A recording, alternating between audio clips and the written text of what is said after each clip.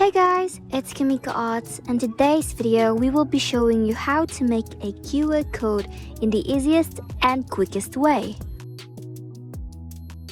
All you need is your software, that is Canva, and your fixed links or link address.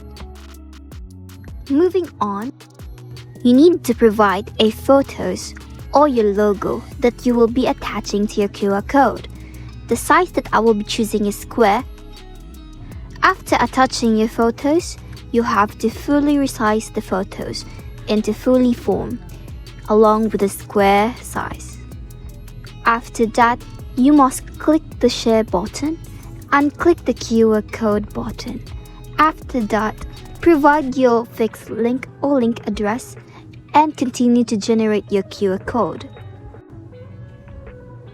After generating your QR code, you're able to save that in PNG or PDF file. After saving your QR code, you can also print them and attach them onto certain places or display for your followers and more engagement in the very easiest way by scanning it through your phone, and it's all good to go.